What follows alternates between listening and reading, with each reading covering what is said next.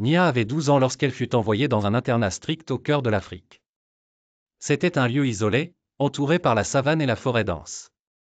Les couleurs vibrantes des paysages africains contrastaient cruellement avec l'austérité de l'internat. De hauts murs gris entouraient les bâtiments en briques rouges, où régnait une discipline de fer imposée par des religieux autoritaires. Les sœurs, habillées de robes noires et de voiles sévères, surveillaient chaque mouvement des élèves avec une vigilance implacable. Leurs visages ne montraient jamais la moindre trace de compassion, et leur voix rauque retentissait dans les couloirs comme un écho incessant de l'autorité et de la répression. Nia, néanmoins, refusait de se plier complètement à cette tyrannie. Elle portait en elle la chaleur et la lumière de son village natal, où les chants et les rires remplissaient l'air.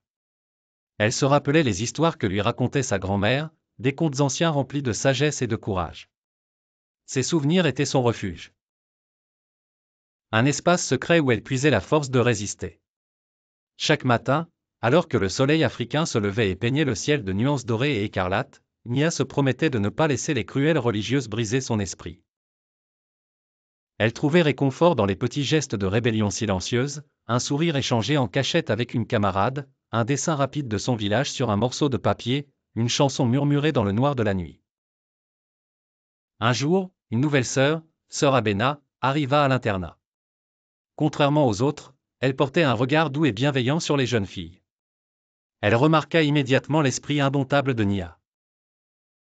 Au lieu de réprimer sa nature, sœur Abena commença à l'encourager discrètement.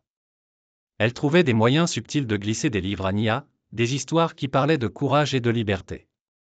Avec le soutien de sœur Abena, Nia commença à prendre confiance.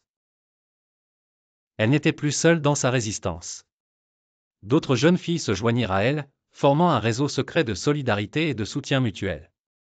Elles commencèrent à partager leurs rêves et leurs espoirs, à s'encourager à préserver leur identité et leur dignité. Malgré l'oppression de l'internat, les couleurs de l'Afrique, si vibrantes et pleines de vie, étaient toujours présentes, même derrière les murs gris de l'internat. Les fleurs sauvages trouvaient toujours un moyen de pousser entre les fissures des briques.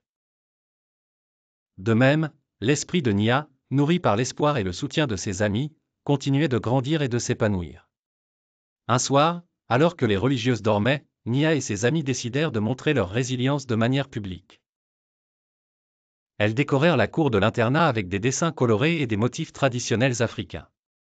Le matin suivant, les religieuses furent stupéfaites par cette explosion de couleurs et de culture. Sœur Abena réussit à convaincre les autres sœurs de ne pas punir sévèrement les filles. Elle leur expliqua que ces expressions artistiques étaient des manifestations de l'esprit vivant des jeunes filles, une partie essentielle de leur identité. Aucune discipline rigide ne devrait écraser cela. À partir de ce jour, l'atmosphère au sein de l'internat commença lentement à changer. Nia devint un symbole de résistance et de courage.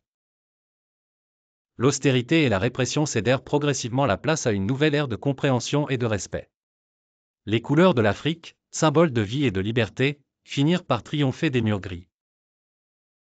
Grâce à la détermination d'une jeune fille et l'appui discret mais essentiel d'une alliée inattendue.